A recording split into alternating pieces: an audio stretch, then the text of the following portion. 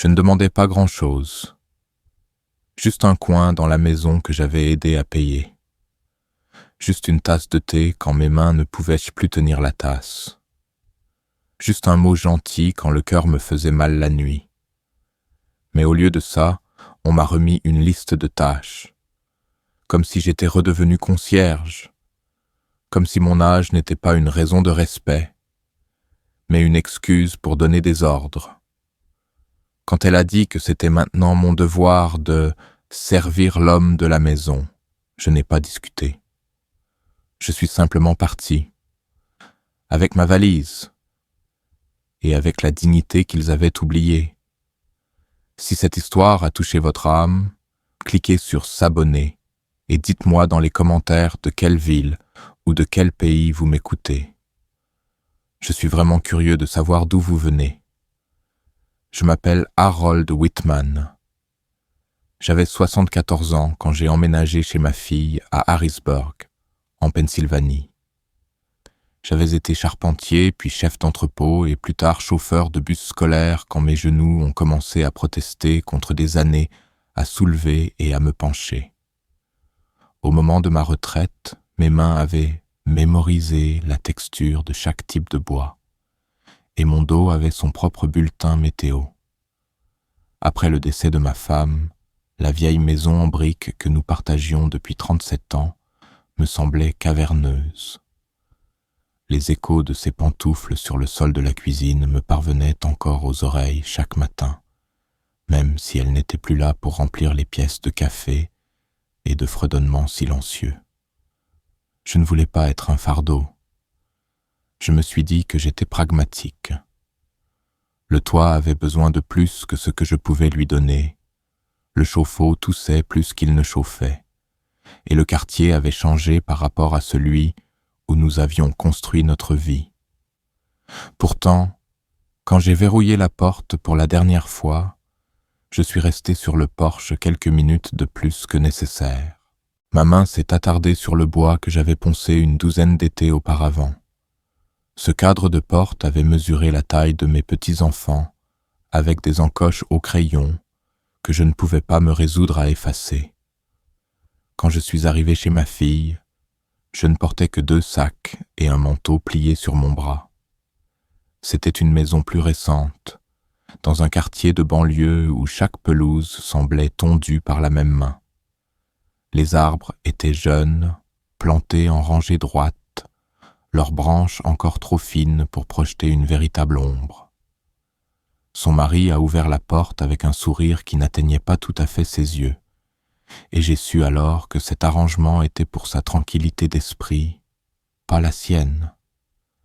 Ils m'ont donné la chambre de l'étage, celle au-dessus du garage, avec 2 fenêtres étroites qui donnaient sur le jardin, et une clôture en grillage. La chambre était propre mais vide, comme une suite d'hôtels où personne n'avait séjourné. Le lit était trop mou, les murs trop blancs. Il n'y avait pas de craquement dans le plancher, pas de bourdonnement réconfortant d'un vieux radiateur. J'ai défait mes valises en silence, pliant mes chemises dans les tiroirs comme je le faisais dans les motels lors de voyages d'affaires il y a des années. Sauf que cette fois, il n'y aurait pas de retour à la maison. J'ai posé une photo encadrée de ma femme sur la table de chevet. C'était la même photo que j'avais gardée dans mon casier au dépôt, son sourire légèrement estompé par les années. J'ai mis mon réveil à côté, même si je n'avais plus à me lever tôt. Les habitudes sont tenaces. J'ai ouvert le placard et j'ai trouvé une rangée de boîtes, étiquetées avec des étiquettes qui n'étaient pas les miennes. De vieux documents fiscaux, des décorations de Noël, des choses qui appartenaient à une vie dont je ne faisais pas partie. Cette première nuit, je suis resté au lit, les yeux fixés sur le plafond, écoutant les sons étouffés de leur télévision en bas. Des rires montaient, une publicité explosait, puis le silence. J'entendais la machine à glaçons du réfrigérateur se mettre en marche, le vrombissement de la climatisation. Personne n'est venu voir si j'allais bien. Personne n'a demandé si j'avais besoin d'une couverture supplémentaire ou si le matelas était trop mou pour mon dos.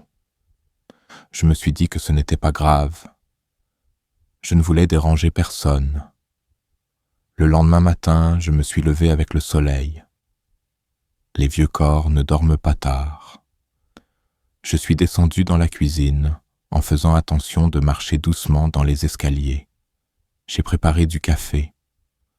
Le bon, pas les dosettes aromatisées qu'ils utilisaient, mais du vrai café moulu que j'avais apporté dans une boîte en fer.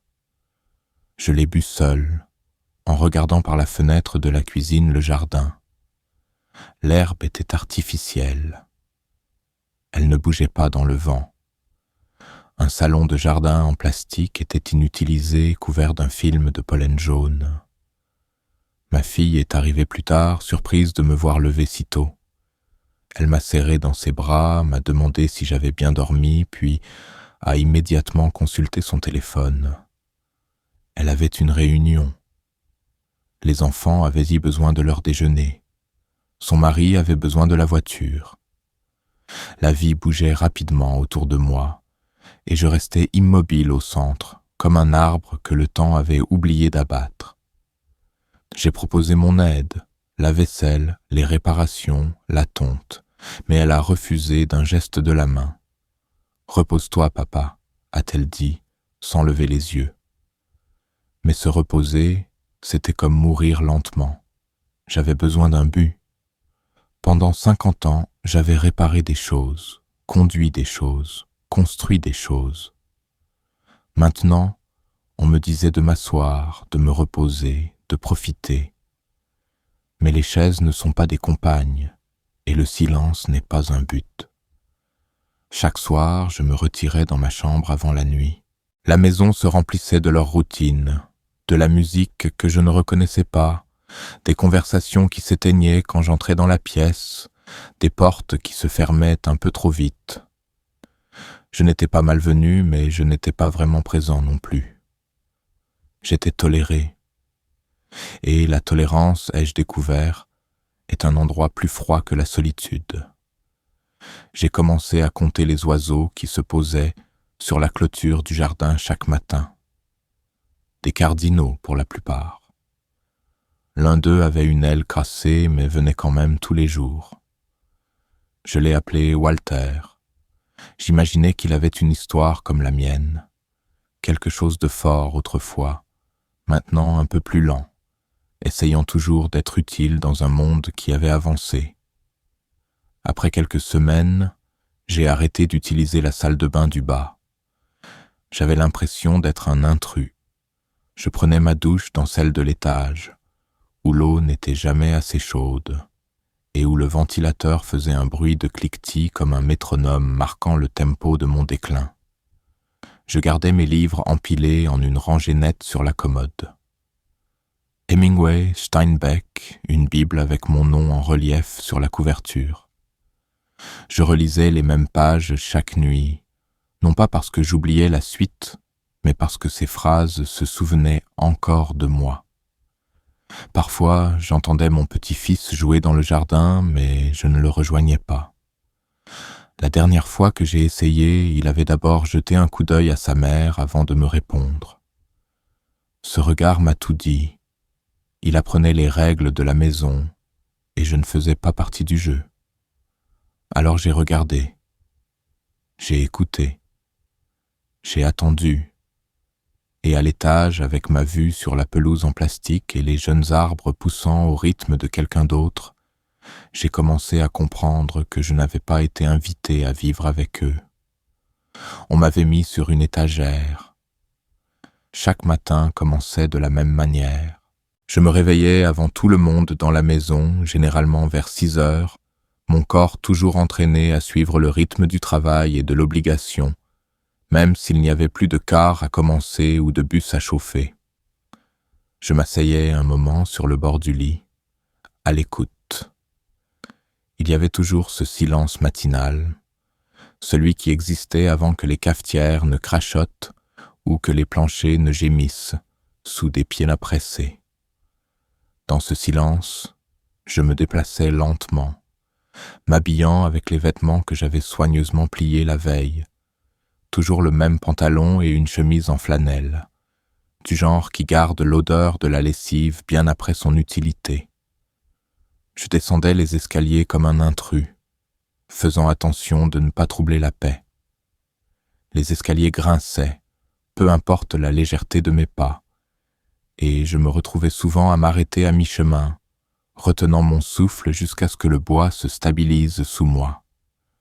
Dans la cuisine, le monde était intact, les comptoirs propres, les chaises rentrées, la lumière du plafonnier vacillant faiblement comme si elle avait du mal à se réveiller. J'avais une tasse en céramique blanche et simple avec un petit éclat sur le bord. Je l'avais trouvée au fond de leur placard, derrière une rangée de tasses fantaisistes qui disaient des choses comme « Papa Nero 1 » et « Ne parlez pas avant le café ». Personne ne l'utilisait jamais. Elle ne correspondait pas au reste. Mais elle tenait dans ma main comme un vieux gant. Elle me rappelait celle que nous avions à la maison avant que tout ne devienne organisé et jetable. Je remplissais la bouilloire d'eau, la posant avec précaution sur le brûleur. Ils avaient une machine, une de ces choses argentées et élégantes qui prenaient des dosettes et clignotaient avec des boutons inutiles. Mais je préférais la bouilloire. Elle sifflait doucement, progressivement, comme si elle se réveillait avec moi.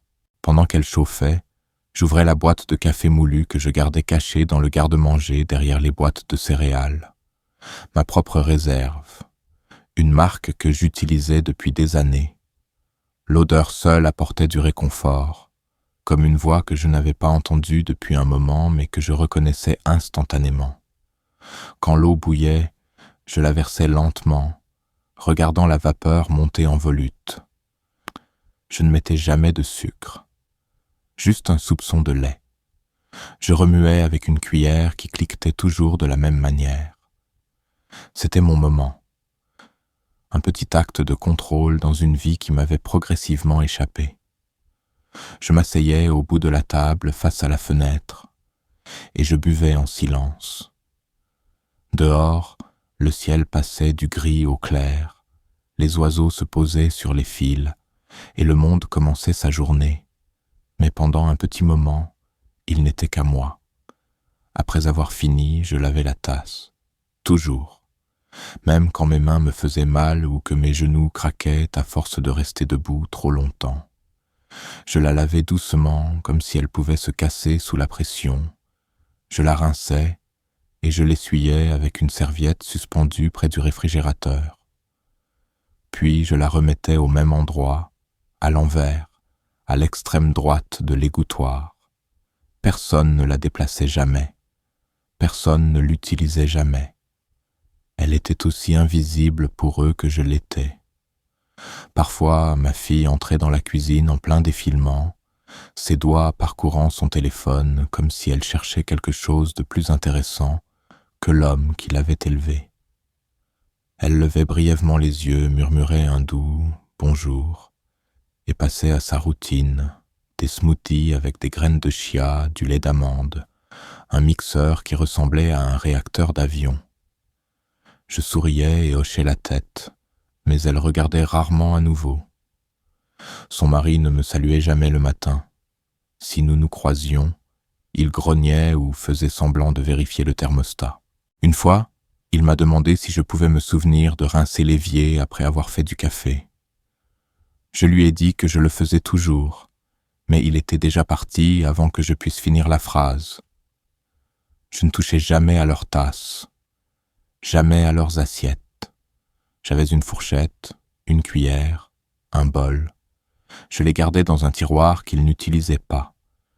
Ce n'était pas que j'étais malvenu, mais le message était clair.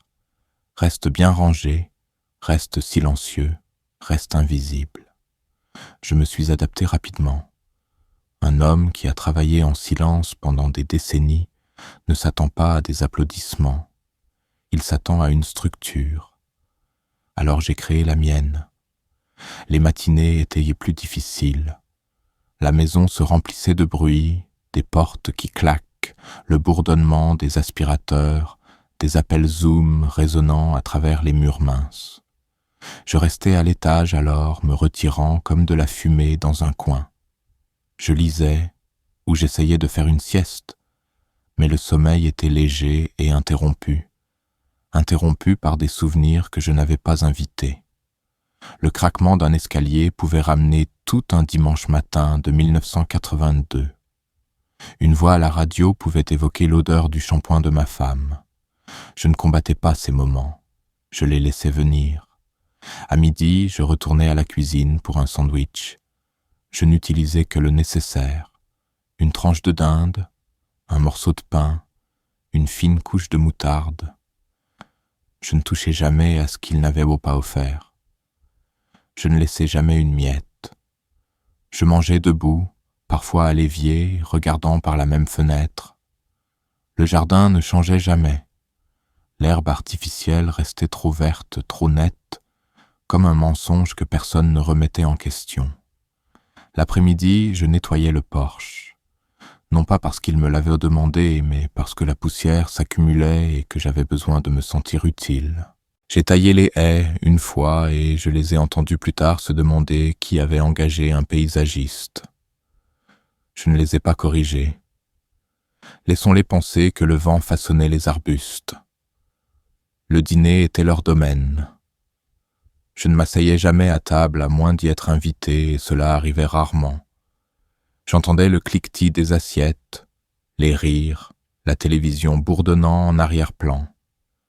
Je mangeais les restes, s'il y en avait, après qu'ils soient montés, toujours seul, toujours en silence. Je lavais l'assiette, la fourchette, la tasse. Je séchais chacun d'eux et je les remettais dans leur tiroir caché. Un soir, j'ai laissé ma tasse dans l'évier par erreur. Juste une fois. Le lendemain matin, elle avait été déplacée dans le lave-vaisselle, toujours sale. Comme si sa présence là était offensante, une rupture dans la chorégraphie de leur maison impeccable. Je l'ai reprise, je l'ai lavée à la main, et je n'ai plus jamais oublié. Cette tasse, ébréchée et simple, est devenue un petit sanctuaire pour tout ce que je contrôlais encore. Je la polissais, je la gardais. Elle est devenue un symbole de l'homme que j'avais été, de l'homme que je refusais de cesser d'être, même si le monde autour de moi devenait élégant, numérique et indifférent. Chaque jour, en la lavant, je regardais l'eau tourbillonner dans le siphon. Parfois, je me demandais combien de temps il faudrait pour que quelqu'un remarque si je ne descendais pas un matin. Si la tasse restait propre et sèche, intacte à sa place, est-ce que quelqu'un demanderait pourquoi? Ou penserait-il simplement que le vieil homme avait enfin appris à disparaître complètement? C'était un mercredi matin quand je l'ai vu.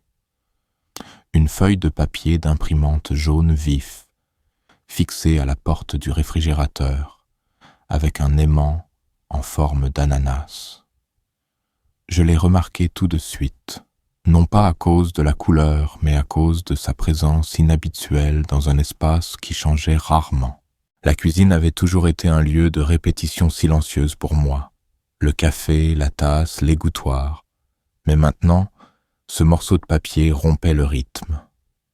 Au début, j'ai pensé que c'était une liste scolaire, peut-être quelque chose pour les enfants, un menu ou un tableau de corvée.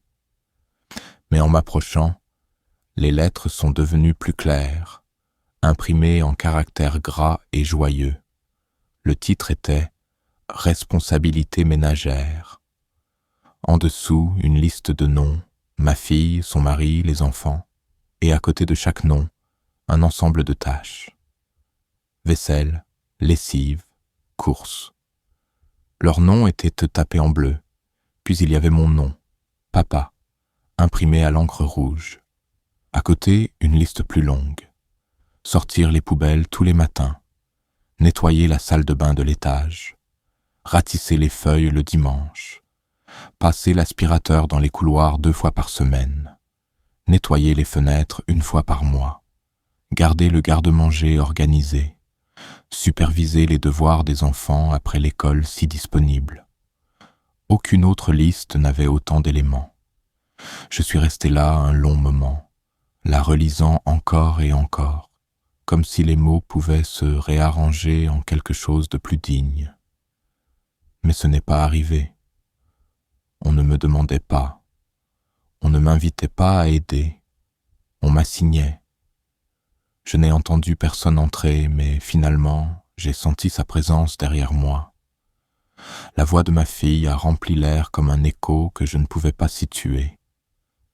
Elle a dit quelque chose sur la rationalisation du ménage, sur le fait que tout le monde devait participer davantage, surtout avec l'agitation des derniers temps. Elle a utilisé le mot « juste » 2 fois. Elle n'a pas attendu que je réponde. Elle est partie avec son smoothie et ses clés, la porte d'entrée claquant derrière elle comme une ponctuation. Je suis resté immobile, les yeux sur la liste, mon nom saignant de cette encre rouge comme un avertissement. Je n'étais pas contrarié par le travail lui-même.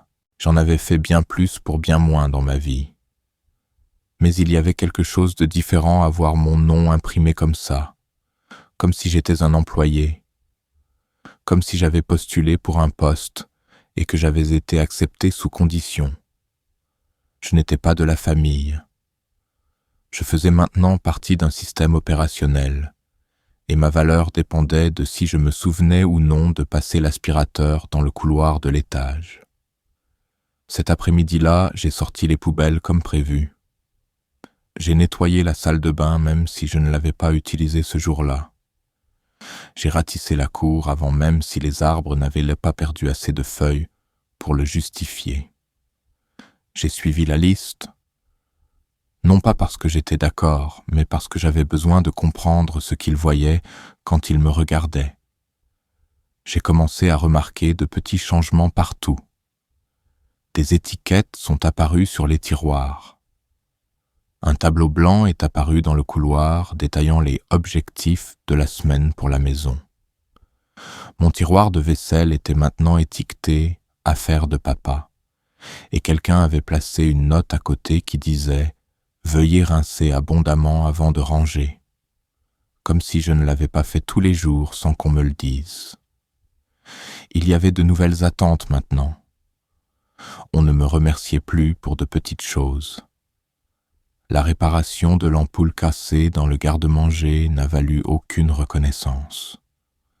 Le débouchage de l'évier a été accueilli par le silence.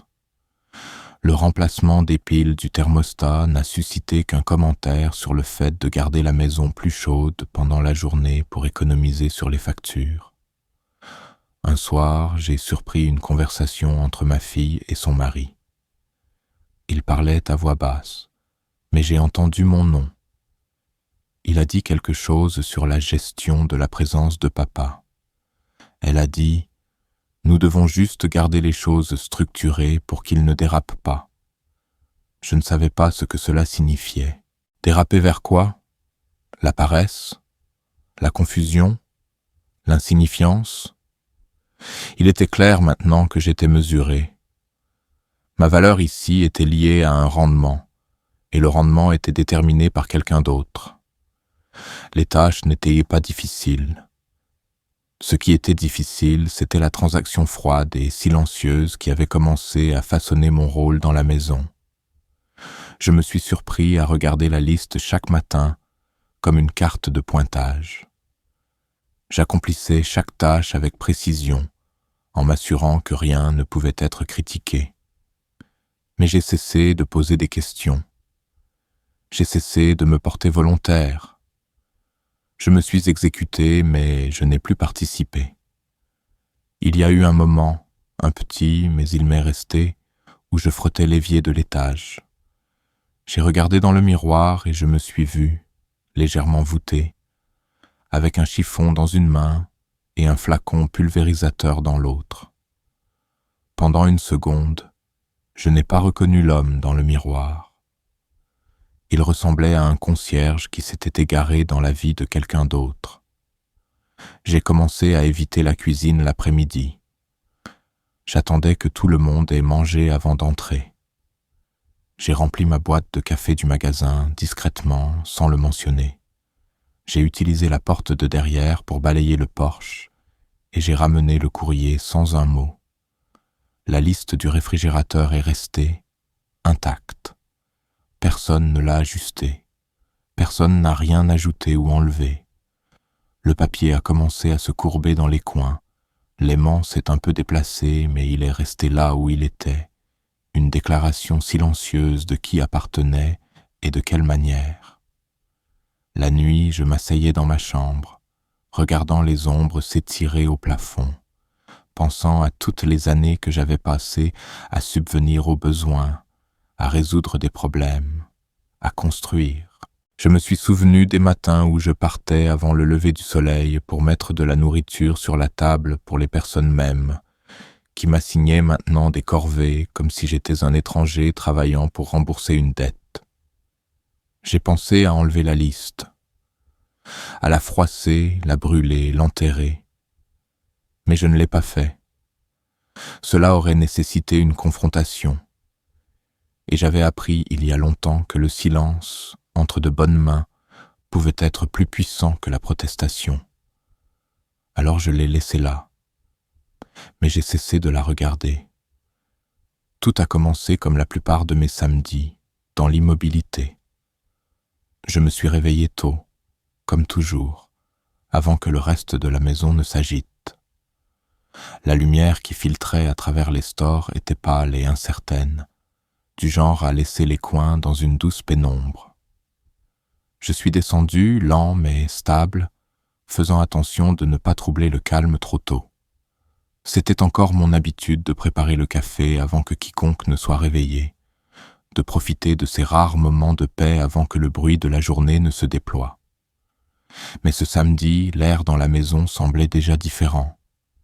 Il y avait du mouvement derrière les portes closes, le bruit sourd de tiroirs qu'on ouvre et qu'on ferme, le rythme bas de voix parlant trop vite. J'ai entendu des rires, pas cruels, mais légers et inconnus, comme s'ils appartenaient à un visiteur. Quand je suis entré dans la cuisine, l'odeur de cannelle et de beurre cuit remplissait la pièce, et les comptoirs étaient déjà couverts de plateaux de nourriture à moitié préparés. Je suis resté là une seconde, inaperçu. Ma fille m'a frôlé en tenant un plat de fruits coupés, marmonnant quelque chose que je n'ai pas saisi. Ses yeux n'ont pas rencontré les miens. Son mari était penché sur le four, ajustant la grille avec une précision exagérée, fredonnant une chanson qui jouait sur le haut-parleur du comptoir. Les enfants couraient partout, transportant des serviettes et des assiettes en carton. Chacun avait un rôle, une tâche, une place dans le rythme de ce qui se déroulait. Tout le monde sauf moi. Finalement, j'ai compris. Ils organisaient une sorte de rassemblement, un brunch peut-être, ou un barbecue dans le jardin. On ne m'avait pas prévenu. Personne ne l'avait mentionné pendant la semaine. Mais les preuves étaient tout autour de moi. Des glacières remplies de glace et de soda, des chaises pliantes empilées près de la porte arrière, le parasol ouvert, et de la pastèque fraîchement coupée disposée sur un plateau, comme dans une publicité de magazine d'été. Je suis resté dans le coin de la cuisine, tenant ma tasse, ne sachant pas si je devais rester ou partir. Personne ne m'a demandé d'aider. Personne ne m'a demandé si j'avais besoin de quelque chose. J'ai envisagé de remonter, mais quelque chose m'a fait rester, de l'entêtement peut-être, ou le mince espoir que quelqu'un finirait par me regarder et dire « Papa, pourrais-tu » À midi, les invités ont commencé à arriver, des amis de leur quartier, des collègues, des couples avec des tout-petits. Ils sont passés par le portail latéral et ont contourné la maison, évitant complètement la porte d'entrée. J'ai regardé par la fenêtre de la cuisine, alors qu'ils se saluaient avec de larges sourires et des gestes faciles, s'installant dans les chaises de jardin comme des habitués d'un club. Ma fille portait une robe d'été que je ne reconnaissais pas. Son mari avait mis un polo et un short kaki. Les enfants couraient partout avec des pistolets à eau, leur rire vif et joyeux. Je suis sorti sur la terrasse et je suis resté un moment, observant la scène. Le soleil était haut, l'herbe fraîchement tondue, le barbecue grésillait. Les gens passaient devant moi sans s'arrêter. Une femme m'a fait un signe de tête poli mais n'a pas ralenti. Une autre a attrapé une bouteille d'eau dans la glacière à côté de moi et a remercié l'air. Je me sentais comme un fantôme flottant dans le souvenir de quelqu'un d'autre. Je me suis assis sur un banc près de la clôture, à l'écart du chemin principal de la conversation, où je pouvais observer sans gêner. Mes mains reposaient sur mes genoux, ma tasse vide maintenant, l'éclat sur son bord captant la lumière. Je ne savais pas quoi faire de mon visage, sourire ou rester impassible. Je ne savais pas comment positionner mon corps, me pencher en avant ou me reposer en arrière. L'espace autour de moi changeait constamment, les gens se déplaçant par vagues, mais aucune d'entre elles ne se dirigeait vers moi. Il y a eu un moment où mon petit-fils est passé en courant, riant, poursuivi par un autre garçon de son âge. Il m'a regardé en passant, mais ne s'est pas arrêté. Ses yeux n'ont pas vacillé de reconnaissance ou de chaleur. C'était le regard que les enfants portent aux arbres, une partie de l'environnement, utile seulement pour l'ombre. Plus tard, j'ai entendu l'un des invités demander qui j'étais. Ma fille a répondu sans hésiter. « C'est mon père. Il vit à l'étage. » Le ton était plat, factuel, de la même manière qu'on décrirait un colocataire ou un locataire. Pas hostile, mais distant, comme si elle expliquait un détail qui ne nécessitait pas d'élaboration. Ça m'a piqué plus que tout. Je suis resté sur ce banc pendant la majeure partie de l'après-midi, bougeant de temps en temps à mesure que le soleil se déplaçait. La chaleur est devenue dense, et je pouvais sentir la sueur s'accumuler à la base de mon cou. Personne ne m'a offert à boire. Personne ne m'a demandé si j'allais bien. Ma fille est passée plusieurs fois sans tourner la tête. Une fois, elle a posé un bol de chips sur une table voisine et a dit quelque chose de drôle aux personnes à côté d'elle. Ils ont ri. Elle a ri. Je ne savais pas quelle était la blague. J'ai commencé à me demander si j'étais puni pour quelque chose. Peut-être avais-je trop peu parlé. Peut-être trop. Peut-être que ce n'était rien de ce que j'avais fait, mais simplement le fait de ma présence. Un vieil homme dans une maison construite pour des vies plus récentes. Un objet égaré que quelqu'un a oublié de rendre. En début de soirée, les ombres s'étaient étirées sur la cour. La nourriture avait disparu. Les enfants étaient fatigués. Les chaises pliantes avaient été de nouveau empilées. Les gens ont commencé à partir, faisant des signes de la main, se serrant dans les bras, lançant des remerciements et des au revoir. Je me suis levé, les genoux douloureux, et je me suis dirigé lentement vers la cuisine. Mes pas semblaient lourds, mais personne ne l'a remarqué. Ils étaient occupés à nettoyer, à empiler des assiettes, à se disputer les restes. À l'intérieur, j'ai rincé ma tasse et je l'ai séchée. Je l'ai remise dans le tiroir avec le soin de quelqu'un qui préserve un artefact. J'ai essuyé le comptoir près de l'évier même s'il était déjà propre. J'ai ouvert la porte arrière, j'ai jeté un dernier coup d'œil au jardin et j'ai monté les escaliers jusqu'à ma chambre. De ma fenêtre, je pouvais voir les derniers invités s'éloigner dans leur voiture. J'ai regardé jusqu'à ce que les feux arrière disparaissent au coin de la rue. Le jardin était de nouveau silencieux. Les chaises en plastique étaient vides. Le parasol penchait légèrement dans la brise. Cette nuit-là, je me suis assis dans le noir, la lampe éteinte. Les murs étaient au froid, au toucher. J'ai essayé de lire, mais les mots se brouillaient. J'ai essayé de dormir, mais mon corps a résisté. Ce qui persistait le plus, ce n'était pas le silence ou la douleur dans mes articulations. C'était le sentiment d'avoir été présent dans chaque pièce, à chaque moment, et pourtant, d'une manière ou d'une autre, de n'avoir pas du tout existé. Il était tard, plus tard que d'habitude. La maison s'était depuis longtemps installée dans son rythme nocturne. Les enfants couchés, le bourdonnement des appareils électroménagers se fondant dans un bruit de fond, la lumière du porche projetant son triangle terne sur les marches de l'entrée. J'étais monté 1 heure plus tôt, j'avais suivi ma routine, dents brossées, chemise pliée sur le dossier de la chaise, lampe tamisée à la teinte ambrée familière. J'étais allongé dans mon lit, les yeux ouverts, fixant le plafond et écoutant les craquements de la maison, quand j'ai entendu les voix. Elles n'étaient pas fortes au début, juste le faible murmure d'une conversation traversant des murs construits pour l'isolation, pas pour le secret. Au début, je ne pouvais pas distinguer les mots, et j'ai supposé que c'était la télévision. Mais ensuite, le rythme a changé. Des pauses, des questions, la façon dont les gens parlent quand ils pensent que la maison est à eux seuls. Je me suis assis lentement, laissant mes pieds nus toucher le sol. J'ai traversé la pièce et j'ai ouvert ma porte juste assez pour entendre.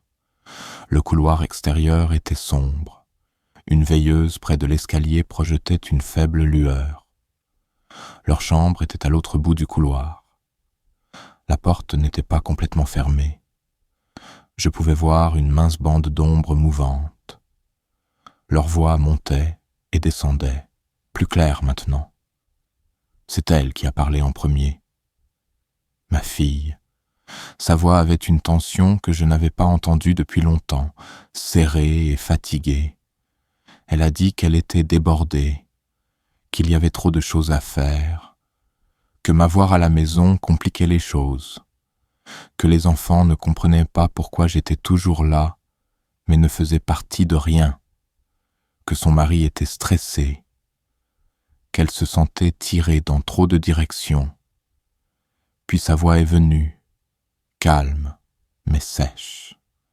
Il a dit que je prenais de la place, que je ne contribuais pas, que j'utilisais l'électricité et l'eau chaude, et que je laissais des miettes sur le comptoir, que je ne respectais pas leurs règles, que je ne m'intégrais pas, que c'était comme héberger un étranger qui attendait quelque chose juste parce qu'il portait le même nom. Elle ne m'a pas défendu. C'est ce qui m'est resté le plus. Il a continué. Il a dit que je devrais être dans un endroit avec une structure, quelque part avec des professionnels, des gens formés pour s'occuper des personnes âgées. Il a prononcé la phrase comme un diagnostic. Il a dit que je devenais un risque, que ce n'était pas durable, qu'ils avaient fait leur part. Je suis resté dans le noir, immobile comme un clou dans le bois, écoutant le lent démantèlement de la compréhension silencieuse que j'avais essayé de construire depuis mon arrivée. Chaque mot ressemblait à une mesure. Combien je coûtais, combien peu je rapportais, avec quelle facilité je pouvais être mis en boîte et déplacé. Je n'avais pas réalisé que j'étais en cours d'évaluation. Elle a dit qu'elle se sentait coupable, qu'elle ne voulait pas me faire de mal, mais qu'elle avait des enfants maintenant, un mari, une hypothèque. Elle a dit qu'il devait penser à long terme. Elle l'a dit doucement, comme si une formulation soignée le rendrait moins cruel. Mais il n'y a pas de manière douce de dire à un homme qu'on ne veut plus de lui. Je me suis adossé au cadre de la porte et j'ai laissé le poids de leurs mots s'installer dans ma poitrine.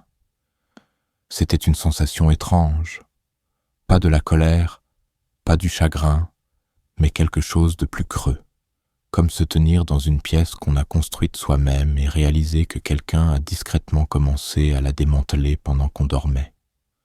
La conversation s'est éteinte, Leurs voix sont devenues plus basses, remplacées par le bruissement des couvertures et les derniers soupirs d'une journée qui se refermait sur elle-même. J'ai fermé ma porte et je suis retourné au lit, m'asseyant sur le bord comme auparavant. Le plafond avait l'air le même, mais il ne semblait plus neutre. Il ressemblait à un couvercle. Je n'ai pas dormi cette nuit-là. Je n'ai même pas essayé. Je me suis finalement allongé, mais mon corps est resté alerte, comme s'il avait un endroit où être. Mes pensées ont tourné en rond. J'ai rejoué des souvenirs que je n'avais pas convoqués depuis des années. Lui apprendre à faire du vélo, réparer sa première voiture, m'asseoir dans les gradins à sa remise de diplôme du lycée, porter ses cartons sur 3 étages quand elle a emménagé dans son premier appartement. Personne ne m'avait assigné ces tâches. Je les avais faites parce que c'est ce que font les pères. Maintenant, j'étais un fardeau. Aux premières heures, alors que la maison restait immobile et que le ciel extérieur commençait à s'étirer de lumière, je me suis souvenu des dernières années de mon propre père. Il avait refusé d'emménager avec nous, même quand nous l'avions proposé. Il disait qu'il avait déjà vécu sa vie et ne voulait pas être un meuble dans celle de quelqu'un d'autre. Je ne l'avais pas compris à l'époque. Je pensais qu'il était têtu. Mais assis là dans le silence, j'ai réalisé qu'il avait seulement essayé de s'accrocher à quelque chose que j'avais déjà laissé partir. Son autonomie, sa dignité. Je me suis levé avant le soleil, je me suis habillé discrètement et je suis descendu. La cuisine était vide. L'air était frais. J'ai rempli la bouilloire, j'ai allumé la cuisinière et j'ai attendu le sifflet. J'ai préparé mon café de la même manière que toujours. Mais la tasse semblait plus lourde dans ma main, comme si elle savait quelque chose maintenant, comme si sa forme avait changé pendant la nuit. Je n'ai pas regardé le réfrigérateur, je n'ai pas regardé la liste. Je ne voulais pas revoir mon nom en rouge. J'ai pris mon café dehors, je me suis assis sur les marches arrière et j'ai regardé le monde commencer. Les oiseaux étaient plus bruyants que d'habitude. Ou peut-être que j'écoutais différemment. La brise était douce, mais stable. L'herbe, bien qu'artificielle, scintillait à la lumière. Il m'est venu à l'esprit, non pas soudainement, mais lentement, que je ne resterais pas ici beaucoup plus longtemps. Non pas parce qu'il me demanderait de partir, mais parce qu'on m'avait déjà dit, d'une voix à travers le couloir, que je n'avais plus ma place. Je me suis réveillé avant le soleil. Non pas d'un rêve, non pas d'un bruit, mais de quelque chose de plus silencieux. Une décision qui s'était finalement installée dans ma poitrine pendant la nuit. Je ne l'avais pas prise avec colère. Je n'avais ni pleuré, ni serré les poings dans le noir. J'étais simplement resté là, à plat sur le dos, regardant le plafond changer de couleur à chaque heure qui passait, jusqu'à ce que la pièce devienne bleue, et que je comprenne ce qui devait arriver. Je me suis déplacé avec précaution, lentement, comme un homme réarrangeant sa propre vie sans réveiller la maison qu'il avait oubliée. Mes os ont craqué avec leurs commentaires habituels, mais ça ne me dérangeait pas ce matin-là. Je les ai laissés parler. J'étais toujours en vie, toujours en contrôle, toujours capable de soulever une valise quand le moment l'exigeait. La valise était sous le lit. Une valise en toile marron avec des coins effilochés et une poignée qui avait été réparée avec du ruban adhésif il y a des années lors d'un voyage en voiture pour rendre visite à mon frère dans le Michigan. Je ne l'avais pas utilisée depuis les funérailles de ma femme. Elle portait encore l'odeur de ce voyage, de la poussière, du vieux parfum et quelque chose que je ne pouvais pas nommer. Je l'ai sortie avec les 2 mains, les roulettes grinçant doucement sur le parquet. Je l'ai posée sur le lit et je l'ai ouverte. Le bruit de la fermeture éclair a rempli la pièce, comme le premier mot d'une conversation attendue depuis longtemps. Je suis resté là un moment, regardant l'espace vide à l'intérieur, et j'ai pensé à quel point il était étrange de réduire une vie à un sac. Non pas parce que je manquais de biens, mais parce que si peu de ce que je possédais semblait encore être à moi. J'ai commencé par les chaussettes. 5 paires, soigneusement roulées, placées dans le coin. Puis les sous-vêtements, 2 pantalons, 3 chemises, un pull, même si le temps était encore chaud, parce qu'une partie de moi prévoyait encore un froid inattendu. J'ai plié chaque article avec soin, non pas par propreté, mais par révérence. C'étaient les vêtements que je portais quand je me sentais encore quelqu'un. J'ai emballé mon rasoir, ma brosse à dents, une bouteille d'aspirine, ma Bible, celle avec le dos craquelé par des années d'utilisation et mon nom écrit à l'intérieur de la main de ma femme, une photo encadrée d'elle, enveloppée dans un t-shirt pour la protéger. J'ai hésité avant de la mettre. Non pas parce que je me demandais si je devais la prendre, mais parce que je savais que ce serait la chose la plus lourde de la valise. Il y avait de petites choses que j'ai laissées derrière. Mes pantoufles, usées au talon, les livres que j'avais empilés à côté du lit, la veste qui sentait le garage où je m'asseyais pendant des heures, faisant semblant de réparer des choses qui n'en avaient pas besoin. Je n'en avais plus besoin. Je n'allais pas dans un nouvel endroit. Je quittais un endroit qui avait déjà décidé que je n'avais pas ma place. J'ai écrit un mot. Non pas par dépit, non pas pour m'expliquer. Juste une courte phrase. Merci de m'avoir laissé rester. Je l'ai plié et je l'ai laissé sur la commode. Pas de signature. Pas besoin. Mon écriture suffisait. Le couloir devant ma porte était silencieux. Le sol était frais sous mes pieds. J'ai porté la valise lentement, évitant la 3e marche qui grinçait toujours. Dans la cuisine, le réfrigérateur bourdonnait. La liste était toujours collée à la porte. Mon nom, toujours en rouge, toujours marqué à côté de tâches que je n'accomplirais plus jamais. J'ai préparé une tasse de café. Mon rituel habituel, peut-être pour la dernière fois. Je ne me suis pas pressé. J'ai remué lentement. Je me suis tenu près de la fenêtre et j'ai regardé le jardin où l'herbe artificielle n'avait pas moins verdi. Les 2 mêmes oiseaux se sont posés sur la clôture. L'un d'eux, j'ai imaginé, était Walter, le blessé. Je lui ai fait un signe de tête silencieux. J'ai siroté mon café et je n'ai ressenti aucune amertume. Seulement un vide étrange et propre. Le genre qui ne vient pas de la perte, mais de la libération. J'avais fait tout ce que je pouvais ici. J'étais resté immobile assez longtemps. J'avais attendu une chaleur qui n'est jamais venue. Maintenant, j'allais partir non pas parce qu'il m'y forçait, mais parce qu'il n'avait pas besoin de le faire. J'ai rincé la tasse. Je l'ai séchée. Je l'ai remise dans le tiroir avec les autres. La fourchette, la cuillère, l'assiette. Ils avaient plus leur place ici que moi maintenant. J'ai touché la poignée de la valise et j'ai laissé ma main reposer dessus un moment. Puis je me suis dirigé vers la porte. La serrure a cliqué plus fort que je ne l'attendais. L'air extérieur sentait la rosée et la poussière du trottoir. Un camion à ordures a grogné à 2 rues de là.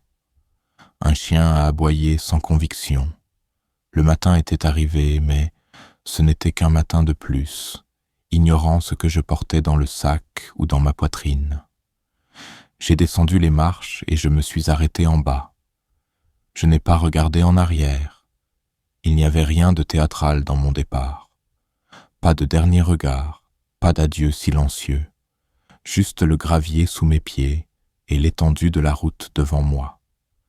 Je ne savais pas où j'irais, mais je savais que où que ce soit, je porterais moins. Moins de poids, moins d'attente, moins de silence pressé contre mes côtes comme une main refusant de lâcher prise. La valise roulait derrière moi comme un fidèle compagnon, et la porte est restée fermée. La marche jusqu'à la gare routière m'a pris plus de temps qu'elle n'aurait dû, mais le rythme ne me dérangeait pas. Je n'étais pas pressé. Chaque pas semblait délibéré, comme si mes pieds réapprenaient à me porter seul, sans le poids de l'hésitation ou de l'approbation de quelqu'un d'autre pesant sur eux. La valise roulait à côté de moi avec un léger cliquetis, ses roues s'accrochant parfois aux fissures du trottoir ou aux plaques de gravier. Le soleil du matin montait lentement, projetant de longues ombres sur la rue vide.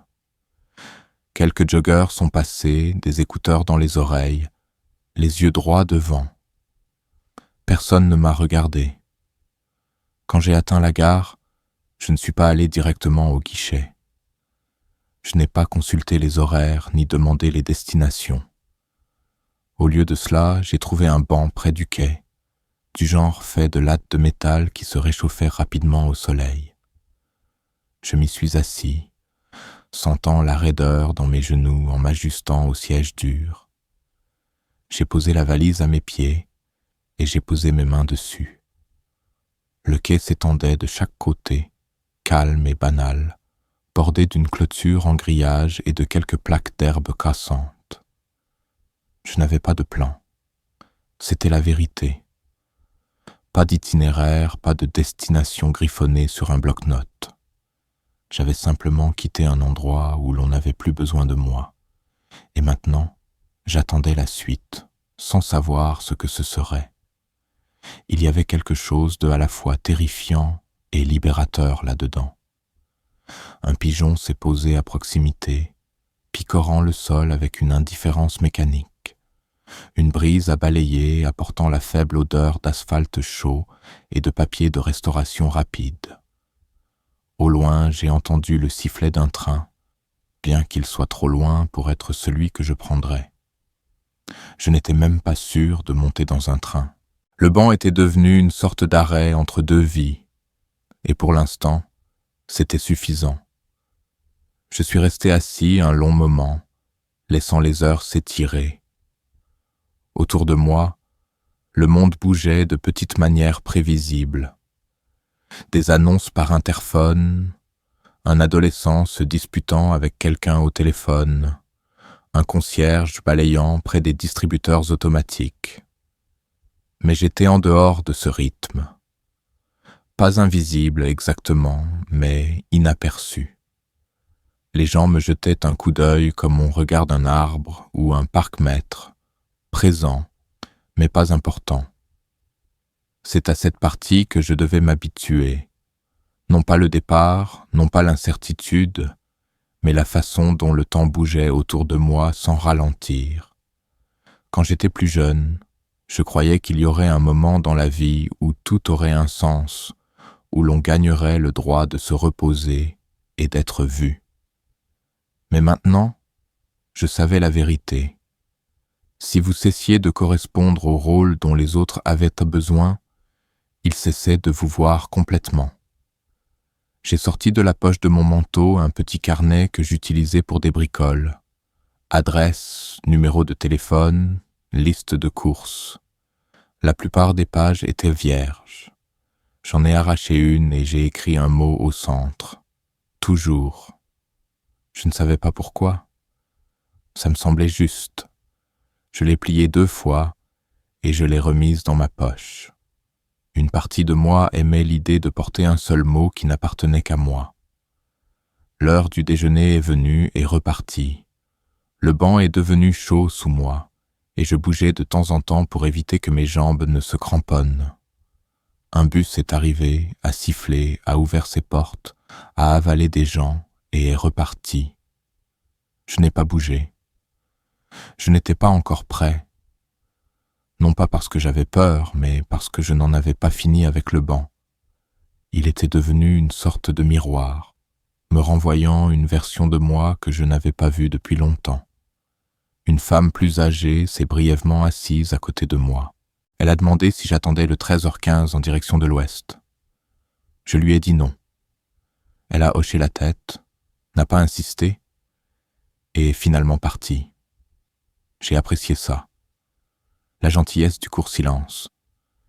Pas de conseils, pas de pitié, juste de la présence. L'après-midi, l'air est devenu sec et immobile. Les ombres se sont raccourcies et la lumière est devenue dure et sans filtre. J'ai enlevé ma veste et je l'ai pliée sur mes genoux. J'ai bu d'une petite bouteille d'eau que j'avais emballée, le plastique chaud au toucher. Chaque gorgée avait le goût de la fin de quelque chose, bien que je ne puisse pas dire quoi. J'ai pensé à appeler quelqu'un. J'avais des numéros enregistrés dans mon téléphone, de vieux amis, des cousins éloignés, des gens à qui je n'avais pas parlé depuis des années. Mais l'idée d'expliquer où j'étais et pourquoi ne me plaisait pas. C'était trop lourd, trop tôt. Je voulais arriver quelque part avant de demander à être reçu. En milieu d'après-midi, j'ai recommencé à remarquer les bruits du voyage, les valises qui roulent, les questions au guichet, le bruissement nerveux des itinéraires dans des mains qui avaient des endroits où être. Je suis resté immobile. Personne ne m'a demandé si j'avais besoin d'aide. Personne ne m'a demandé si j'étais perdu. C'était une sorte de cadeau. Je savais que je ne pouvais pas rester éternellement sur le banc. Mais je savais aussi que je n'avais pas à me presser. Il y a de rares moments dans la vie où l'on est autorisé à exister simplement, sans être mesuré. Ce banc en est devenu un. Il a supporté mon poids sans poser de questions, m'a offert sa surface dure sans arrière-pensée.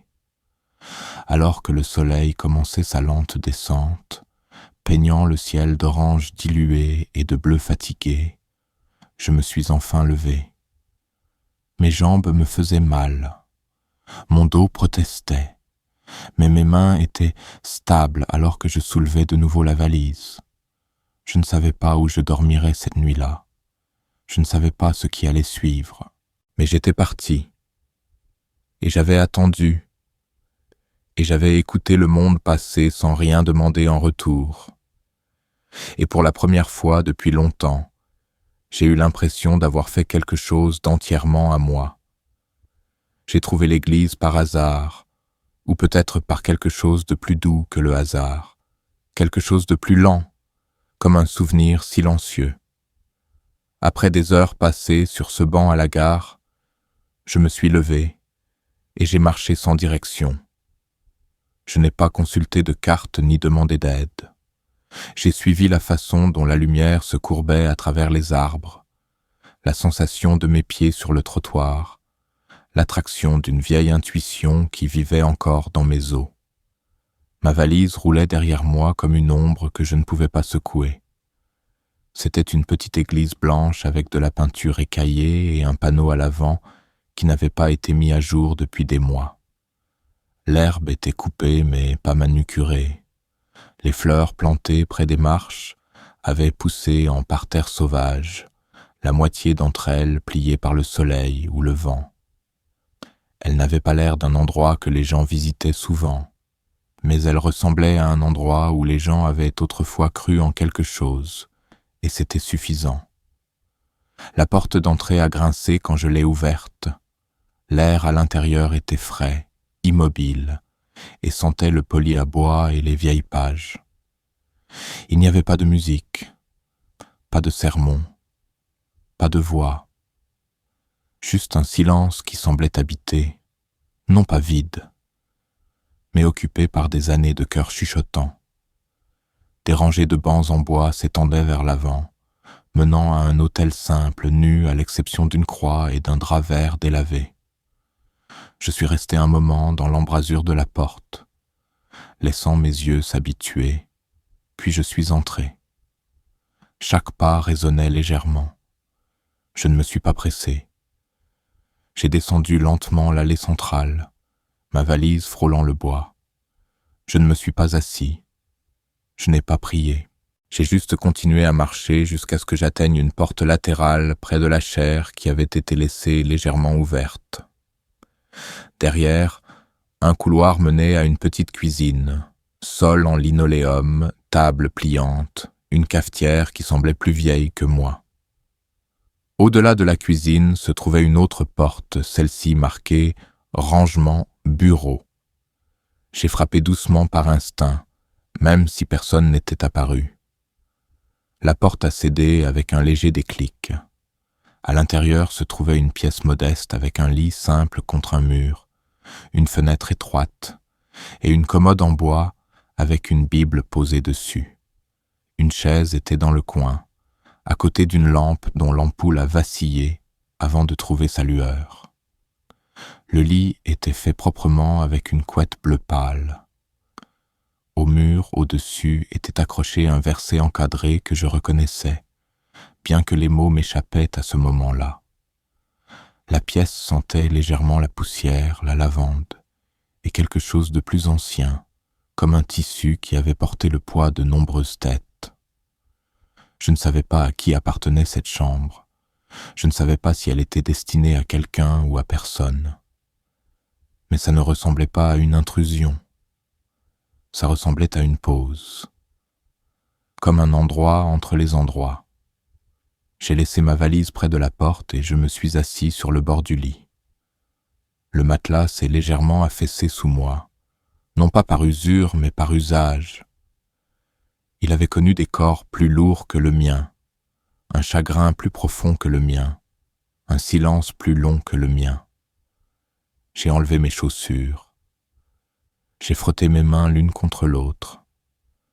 Je me suis penché en avant et j'ai posé mes coudes sur mes genoux, respirant lentement. Le silence dans cette pièce n'était pas vide.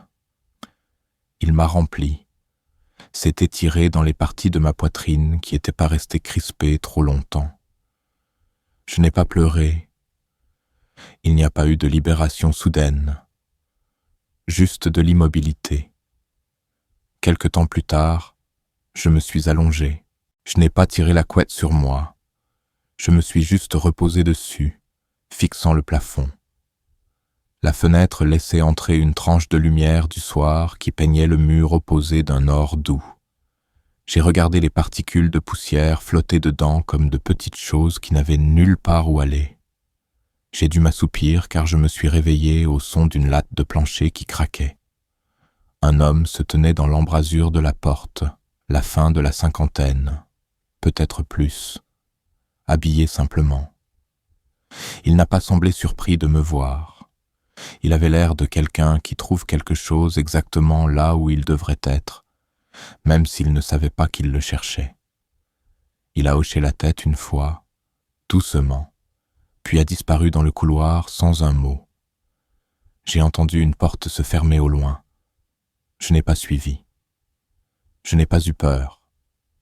Ce moment, cette petite reconnaissance tacite, suffisait. Je suis resté dans la chambre. Je suis resté parce qu'elle me tenait sans me demander qui j'étais ou ce que j'avais à offrir. Elle n'exigeait rien. Elle me permettait simplement d'être. Le matin, je me suis de nouveau levé avant le soleil. Mon dos me faisait moins mal que d'habitude. Je me suis lavé le visage dans le petit lavabo niché à côté de la commode. Je l'ai séché avec une serviette qui sentait le cèdre. J'ai préparé une tasse de café d'une boîte poussiéreuse que j'ai trouvée dans la cuisine et je l'ai bu dans le sanctuaire, assis sur le deuxième banc depuis l'avant. La lumière entrait par les vitraux en fragments, bleu, rouge, vert. Elle se dispersait sur le sol en motifs qui changeaient avec le soleil mouvant.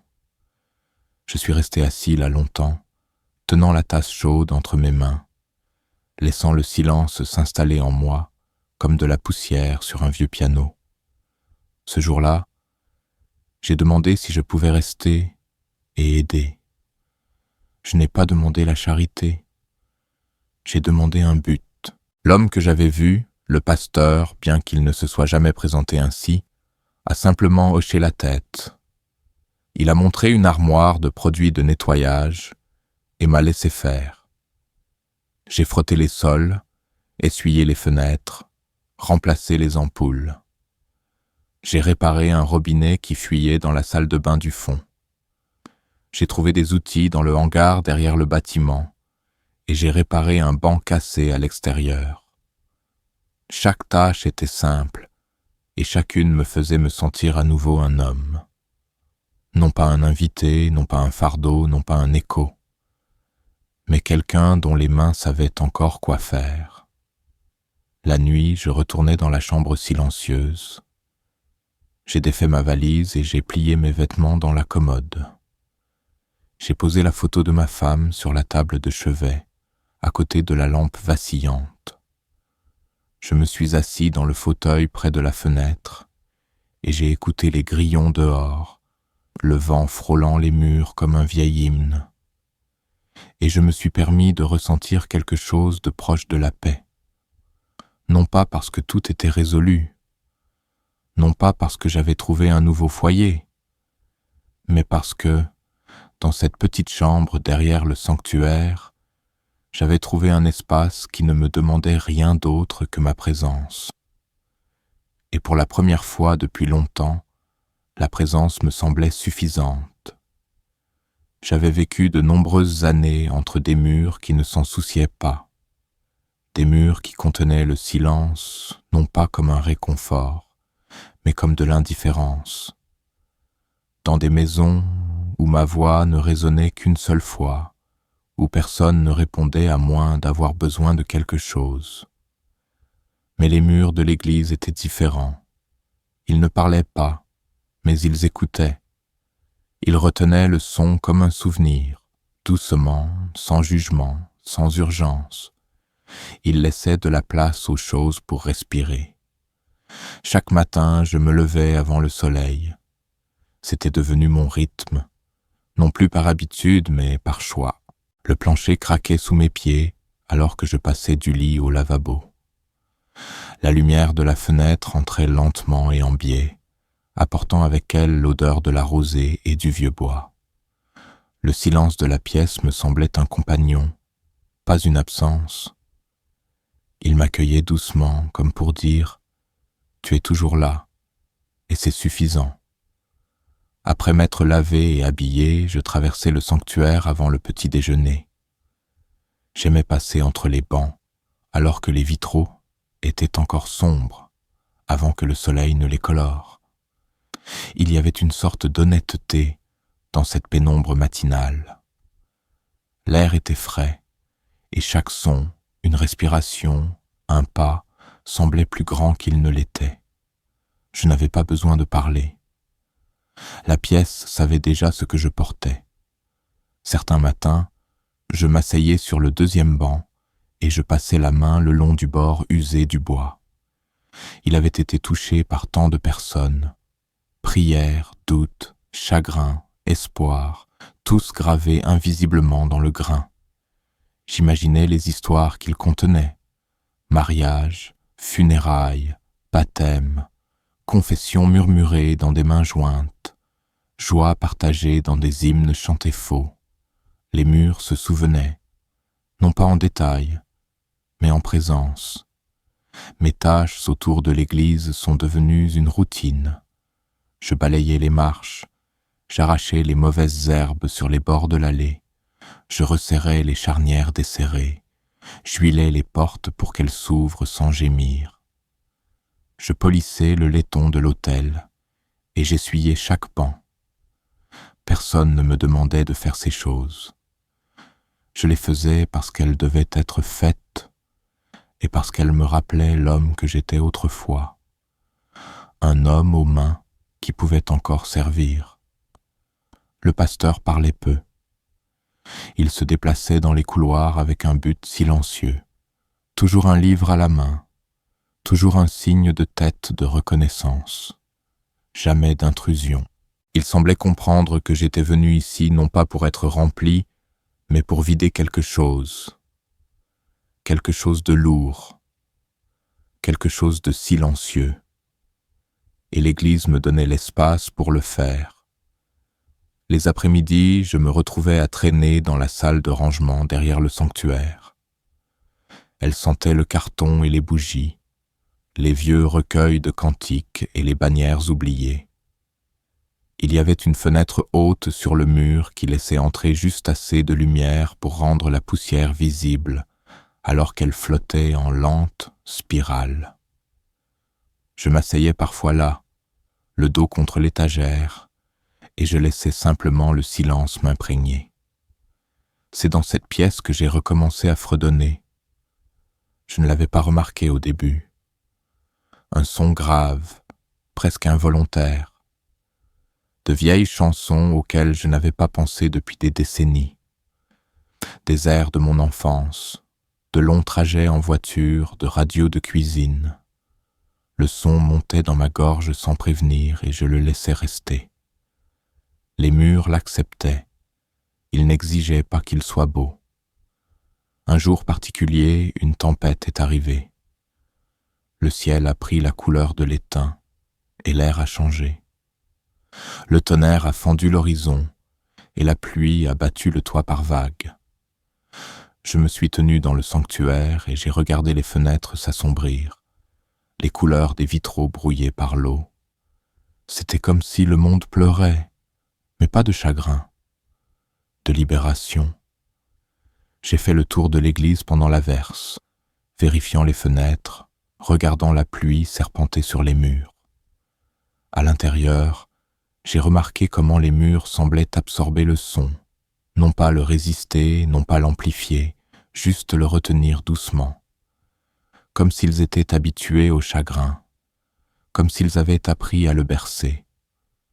Plus tard, je suis retourné dans ma chambre, et je me suis assis sur le bord du lit, mes vêtements encore humides. J'ai écouté la tempête alors qu'elle passait au-dessus, puis s'éloignait lentement vers l'est. Le silence qui a suivi n'était pas vide. Il était en couches, plein d'échos. J'ai alors réalisé à quel point il m'avait manqué d'être dans un endroit où le silence ne signifiait pas l'oubli. Cette nuit-là, je me suis couché sans agitation. Je n'ai pas compté les regrets. Je n'ai pas répété de conversations qui n'auraient jamais lieu. J'ai laissé l'obscurité me tenir. Et les murs, à leur manière, ont écouté.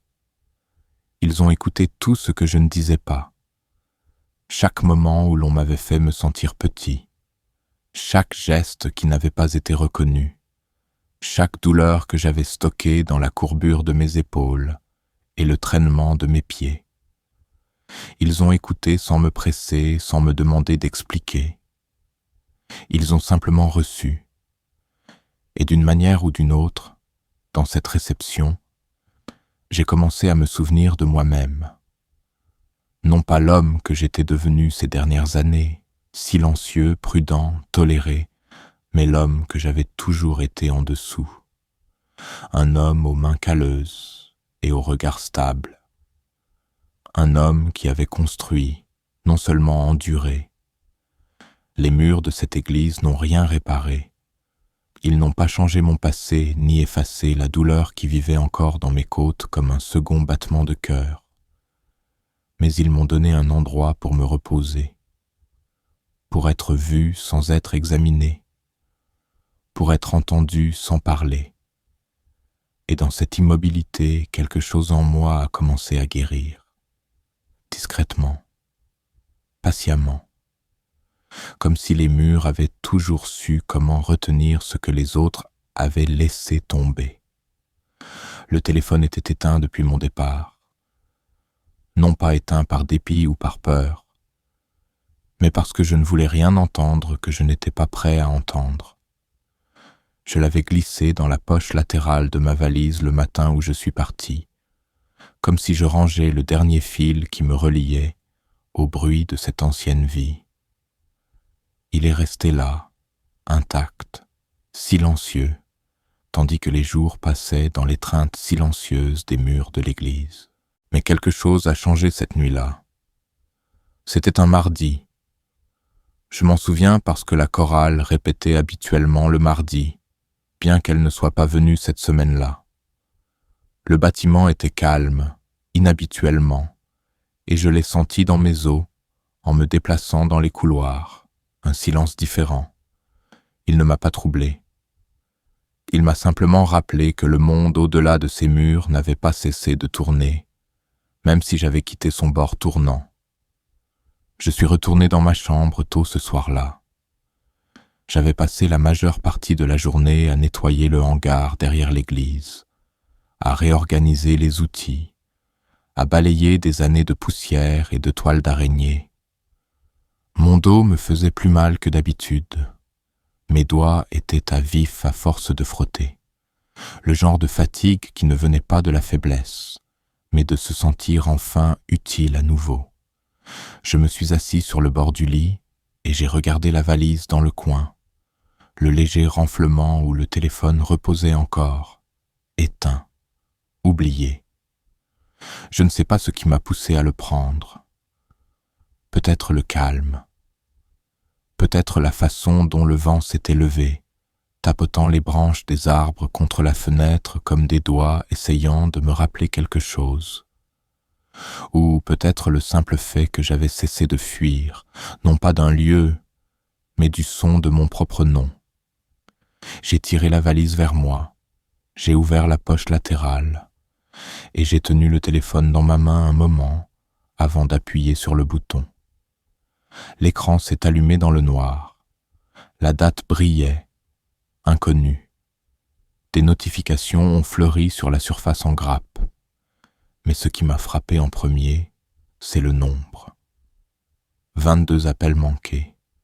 La plupart de ma fille, quelques-uns de numéros que je ne reconnaissais pas. Un de mon petit-fils, marqué du petit point bleu d'un message vocal. Je n'ai pas appuyé sur lecture.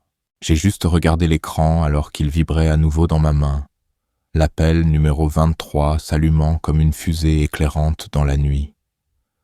Je n'ai pas répondu. Au lieu de cela, j'ai posé le téléphone sur la commode à côté du lit. Il a vibré à nouveau quelques minutes plus tard. Puis encore. Chaque vibration semblait plus forte dans le silence, comme un pouls devenant plus frénétique. J'ai éteint la lumière et je me suis recouché dans le noir, fixant le plafond. Le bourdonnement n'a pas cessé. Toutes les quelques minutes, il tremblait contre le bois comme un insecte piégé, persistant et rythmé. J'ai écouté chacun d'eux. Il y avait quelque chose d'étrange là-dedans, quelque chose d'humiliant. Rester immobile et laisser quelqu'un vouloir à nouveau quelque chose de vous. Non pas pour le travail, les corvées ou l'obligation, mais pour la présence, pour des réponses, pour le réconfort de savoir où j'étais. Il a vibré pendant le dîner, jusqu'à minuit, à travers les heures où l'église craquait et s'installait, et où le monde extérieur s'endormait. Je ne comptais plus les appels. Je ne regardais plus l'écran. Je n'ai pas bougé pour le faire taire. Je l'ai laissé vibrer et vibrer et vibrer, comme un cœur qui s'était enfin souvenu comment battre. À un moment donné, je me suis endormi. Je me suis réveillé juste avant l'aube. Le téléphone s'était tu. Le dernier message clignotait sur l'écran. Un nouveau message vocal de ma fille, redaté juste après 3 heures du matin. Je ne l'ai pas ouvert. J'ai simplement regardé alors que le soleil commençait à se lever, peignant une bande d'or doux sur le sol. J'ai préparé du café. Je l'ai bu lentement. J'ai lavé la tasse, je l'ai séchée et je l'ai remise sur l'étagère. Puis je suis retourné à la commode et j'ai pris le téléphone. Il semblait plus léger que la nuit précédente. Je n'ai pas rappelé. Je n'ai pas envoyé de message. Je n'ai pas écrit d'explication. Mais je ne l'ai pas éteint non plus. Je l'ai porté dans ma poche en balayant le sol de la chapelle. Non pas parce que j'en avais besoin, mais parce que j'avais choisi, enfin, d'être celui qui décide quand parler et quand rester silencieux. C'était un matin sans couleur, le genre où le ciel semblait inachevé, la lumière d'un argent terne qui aplatissait tout ce qu'elle touchait. Je me tenais près de la fenêtre dans la pièce silencieuse, et je regardais le brouillard s'accrocher à l'herbe devant l'église, adoucissant les contours, effaçant la distance. Mes mains étaient enroulées autour de ma tasse de café, bien que le café ait refroidi depuis longtemps. Le téléphone était posé sur la commode à côté de moi, silencieux maintenant. Il n'avait pas vibré depuis plus d'une journée. Je ne sais pas ce qui m'a décidé ce matin-là. Je ne l'avais pas prévu. Il n'y a pas eu de voix dans la nuit, pas d'épiphanie en me brossant les dents ou en pliant ma chemise. Juste une lente compréhension que j'avais quelque chose à donner, non pas à eux, mais à moi-même. La fermeture d'une porte non pas avec amertume, mais avec précision. J'ai ouvert le tiroir sous le lit et j'ai sorti l'enveloppe manille. Elle y avait vécu intacte depuis le jour de mon arrivée. Je l'avais emballée sans réfléchir, une habitude née d'années de travail avec des documents, des fiches de paie, des contrats, des papiers qui prouvaient qu'une vie avait été vécue. Cette enveloppe était plus lourde que la plupart, non pas en volume, mais en signification. À l'intérieur se trouvaient des dossiers, pas beaucoup, mais assez. Des photocopies de paiements hypothécaires, de virements bancaires, de déclarations de taxes foncières, toutes portant mon nom à côté de celui de ma fille et de son mari. Il y a des années, je les avais aidés à acheter cette maison. Non pas en espèces, mais avec une garantie, avec du crédit, avec des cosignatures et un soutien mensuel lorsque leurs emplois étaient instables, lorsque le marché a chuté, lorsque les tuyaux ont éclaté et que l'assurance n'a pas couvert toute la réparation. Je ne m'en suis jamais vanté. Je ne leur ai jamais rappelé. Je n'ai jamais tenu les comptes. Mais j'avais gardé des preuves. Non pas pour faire pression, non pas pour me venger, mais parce qu'on m'a appris à garder des dossiers. Appris à comprendre que le papier a du poids quand la mémoire fait défaut. Appris à savoir que parfois, la seule chose qui empêche un homme de disparaître est l'encre sur une page. J'ai pris l'enveloppe et je l'ai glissée dans la poche intérieure de mon manteau. Elle s'y est parfaitement logée comme si elle y avait toujours appartenu. J'ai refermé la valise, non pas que je m'attendais à rester longtemps, mais parce que porter quelque chose de familier donnait un rythme à mon corps. J'ai dit au pasteur que je serais absent pour la journée. Il a hoché la tête, n'a pas demandé. Il connaissait le regard d'un homme qui avait quelque chose à faire. La ville n'avait pas changé. Les mêmes rues, les mêmes fissures dans le trottoir, les mêmes conducteurs impatients qui passaient au feu jaune. Mais en la traversant maintenant, je me sentais différent. Non pas comme quelqu'un qui revient, mais comme quelqu'un qui passe, déjà à mi-chemin parti. Leur maison se trouvait au bout d'une impasse avec des haies taillées et 2 pots de fleurs sur le porche. La cour avant avait été nettoyée depuis mon départ. L'herbe coupée plus court, les haies plus serrées, le paillasson redressé. Tout semblait un peu trop précis, comme si quelqu'un essayait de faire oublier à l'endroit que j'avais un jour foulé son sol. Je n'ai pas sonné. Je n'ai pas frappé. Je ne voulais pas voir leur visage ni entendre leur voix. Je ne voulais pas d'excuses ni d'explications. Je ne voulais pas que mon nom soit prononcé sur un ton qui transforme le regret en défense. Je n'étais pas là pour les mots. J'étais là pour laisser quelque chose derrière moi. La boîte aux lettres était en métal, peinte en noir, fixée au revêtement par 2 vis qui commençaient à rouiller. Je l'ai ouverte lentement, en faisant attention de ne pas la laisser claquer. L'espace à l'intérieur était vide. J'ai sorti l'enveloppe de mon manteau et je l'ai glissée à l'intérieur, refermant le rabat avec la douceur que l'on réserve à quelque chose de sacré. À l'intérieur de l'enveloppe, au-dessus des documents, j'avais placé une courte note. Manuscrite. Pas plus de 2 phrases. Je suis peut-être parti, mais je n'ai jamais été absent. Cette maison n'a jamais été gratuite. C'était tout. Pas de signature. Pas d'accusation, juste la vérité, mise à nu sur papier. En me retournant pour partir, j'ai entendu quelque chose, le son étouffé d'un mouvement à l'intérieur. Des rideaux qui bougent, une latte de plancher qui craque près de l'entrée. Je n'ai pas attendu de voir si quelqu'un ouvrait la porte. J'ai quitté le porche et j'ai descendu le chemin, mes pieds se posant fermement sur la pierre. Le trottoir menait à un petit parc où j'emmenais mon petit-fils quand il était petit. Je suis passé devant la balançoire et le banc en bois avec des initiales gravées sur le côté. Mes jambes m'ont porté sans poser de questions, comme elles le faisaient quand je travaillais de longues heures et que je rentrais tondre la pelouse avant le coucher du soleil. Elles se souvenaient de ce que signifiait avancer. Il y avait un escalier au bord du parc, du vieux béton, 6 marches menant au sentier qui serpentait autour du ruisseau. Je me suis arrêté en haut, une main posée sur la rampe en métal froid. L'air était humide. Le ciel avait commencé à s'éclaircir, le brouillard se levant par fragments. En bas, le sentier était vide. Je suis resté là longtemps, sans penser, juste debout, et puis lentement, je suis descendu. Chaque pas semblait délibéré, non pas lourd, mais certain, comme si je marchais dans une version de ma vie qui n'avait pas besoin d'approbation ou de reconnaissance.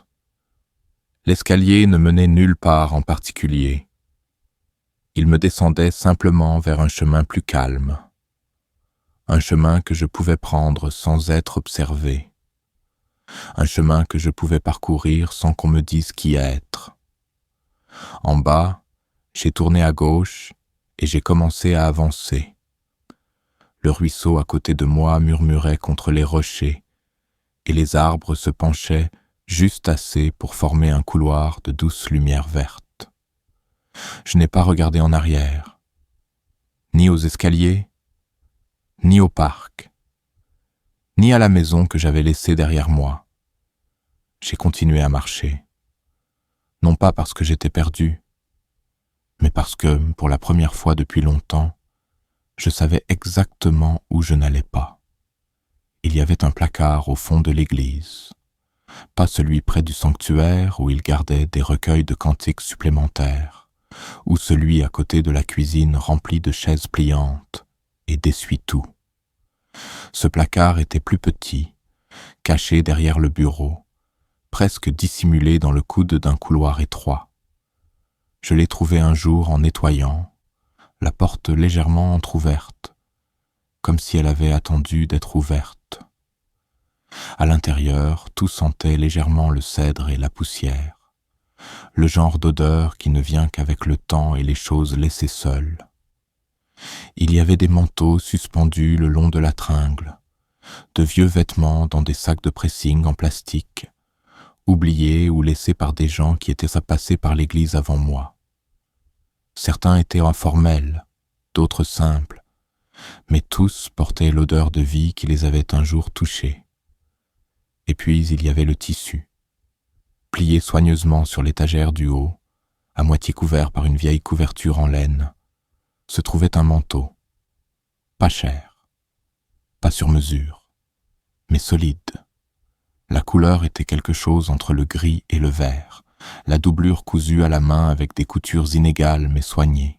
Quand je l'ai pris, le tissu s'est déplié avec une douceur à laquelle je ne m'attendais pas, non pas de l'usure mais du sens. Il ne m'a pas résisté. Il s'est installé dans mes mains comme s'il avait attendu. Je l'ai tenu et je l'ai pressé contre mon visage. L'odeur était subtile, pas de parfum, pas de savon, mais quelque chose de terreux.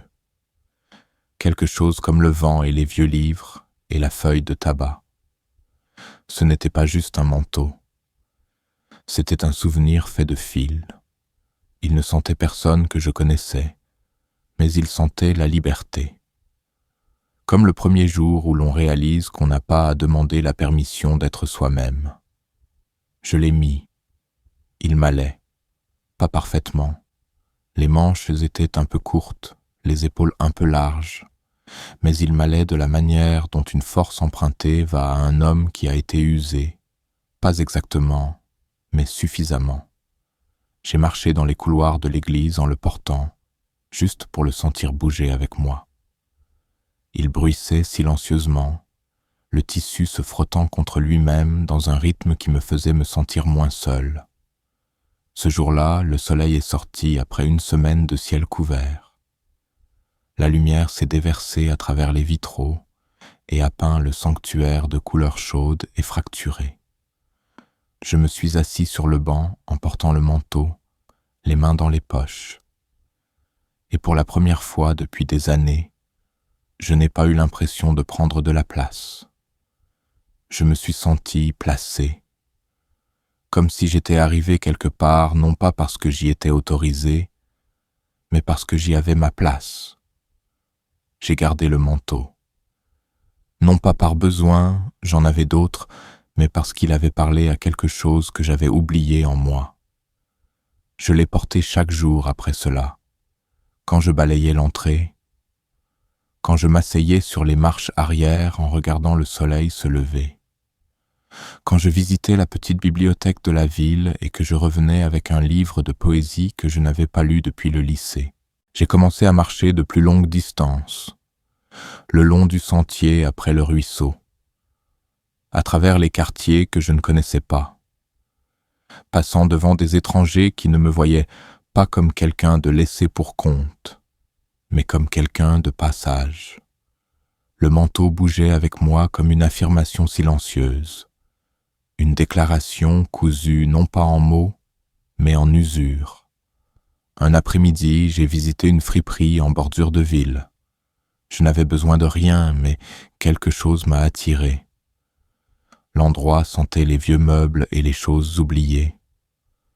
Au fond, après les livres et les disques, il y avait une table couverte de tissus pliés, des nappes, des foulards, de vieux rideaux. J'ai passé la main dessus et j'ai senti leurs histoires, des fêtes autrefois organisées, des repas autrefois partagés, des fenêtres autrefois ouvertes pour laisser entrer l'air du printemps.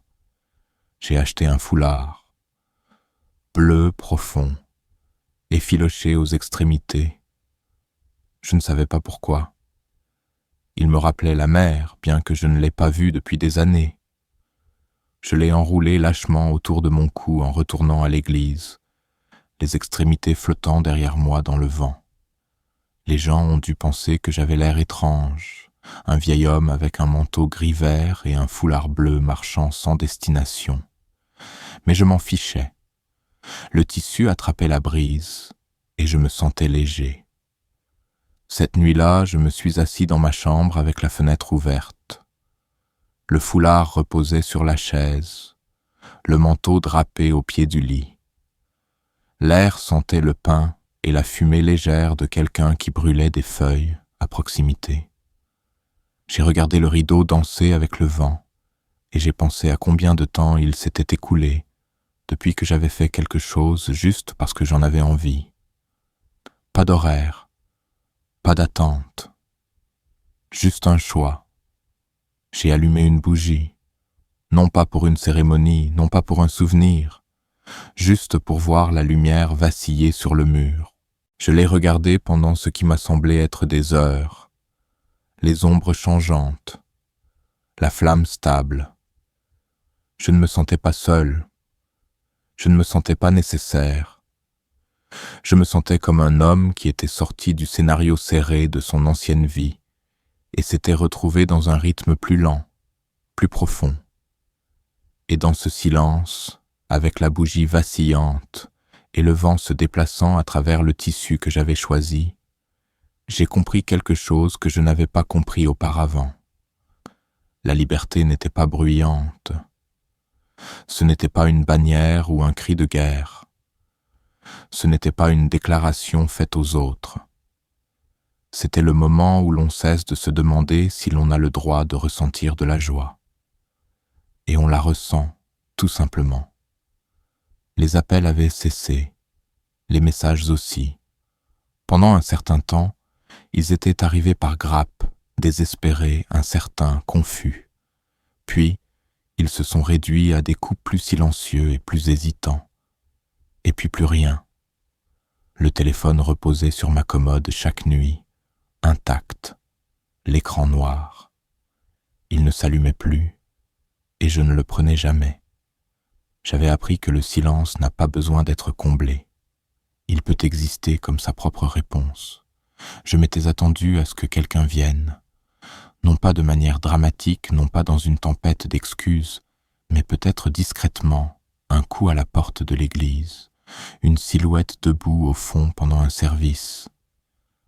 Mais personne n'est venu. Les jours ont passé, et je suis resté sans visite. Les bancs étaient remplis d'étrangers, leurs prières étaient les leurs, et les miennes sont restées sans mots. Je n'ai pas parlé de mon passé. Personne n'a demandé. Chaque matin, je m'habillais lentement, méthodiquement, comme si je travaillais encore. Je me lavais le visage, je me peignais, je faisais mon lit avec des coins assez serrés pour passer une vieille inspection militaire. Mon manteau attendait sur le dossier de la chaise. L'écharpe était suspendue près de la fenêtre. Le bout de bougie reposait dans sa soucoupe.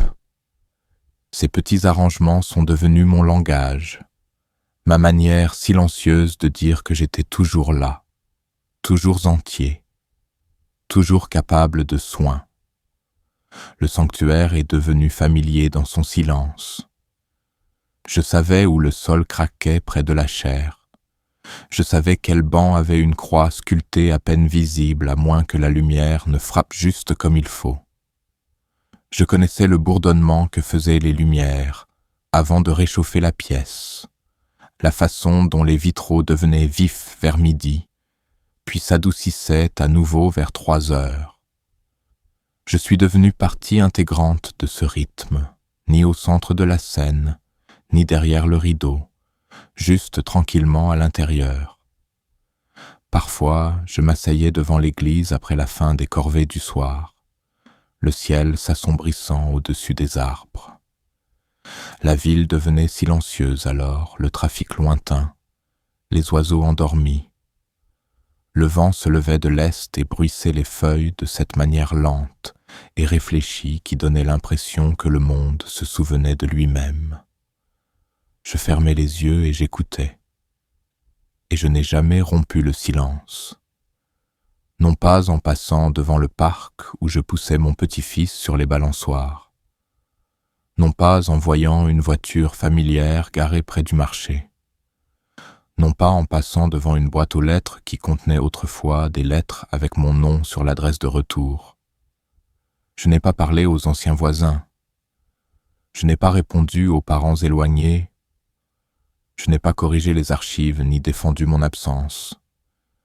J'ai laissé mon départ être ce qu'il était, une ligne tracée non pas avec colère mais avec clarté. Le genre de ligne qu'un homme trace quand il comprend enfin qu'être nécessaire n'est pas la même chose qu'être apprécié. Un après-midi, j'ai de nouveau parcouru le sentier près du ruisseau, le même chemin que j'avais pris après avoir quitté la maison.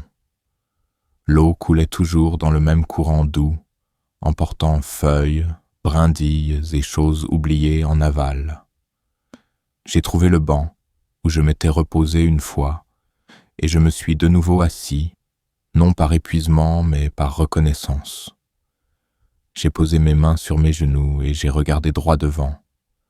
Un garçon est passé à vélo, les jambes pédalant furieusement, la roue arrière grinçant légèrement. Il ne m'a pas regardé. Il n'en avait pas besoin. Je n'étais pas un point de repère dans son monde, juste un homme assis immobile. Et ça semblait juste. Ça semblait suffisant. Derrière l'église, le jardin avait commencé à fleurir. Pas grand-chose, juste quelques pousses vertes tenaces, une tache de jaune près de la clôture où quelqu'un devait avoir planté des jonquilles il y a des années. Je m'en suis occupé sans qu'on me le demande. J'ai arraché les mauvaises herbes, déblayé les débris, arrosé le sol. Je ne m'attendais pas à ce que quoi que ce soit pousse rapidement. Certaines choses prennent plus de temps. Certaines choses ne fleurissent que lorsque personne ne regarde. Un matin, le pasteur a laissé une note sur mon oreiller, juste une feuille de papier pliée avec une seule phrase. « Vous avez fait plus ici que vous ne le pensez. » Je n'ai pas répondu. Je n'en avais pas besoin. Nous avions notre propre langage maintenant, un langage qui ne nécessitait pas de bruit.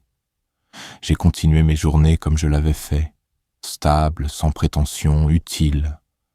Je suis devenu un élément du décor comme le font les vieux bâtiments, ni tape à l'œil, ni fragile, mais constant. Et pendant tout ce temps, j'ai gardé le silence. Je ne leur ai pas dit où j'étais. Je n'ai pas demandé comment ils allaient. Je n'ai pas expliqué l'enveloppe, les escaliers ou le tissu que j'avais choisi d'emporter. Certains silences ne sont pas une question d'absence. Ils sont une forme de présence, une présence qui dit « Je suis toujours moi-même, même quand vous ne regardez plus. » Et dans ce silence, j'ai guéri. Non pas bruyamment, non pas d'un seul coup, mais complètement, discrètement, comme l'eau qui polit la pierre. Jusqu'au jour où j'ai cessé de mesurer la distance entre qui j'étais et qui j'étais devenu. Parce que je n'avais plus besoin du bruit de la reconnaissance. J'avais trouvé la dignité d'être invisible et la paix qui suit quand on cesse d'essayer d'être entendu par ceux qui n'ont jamais appris à écouter.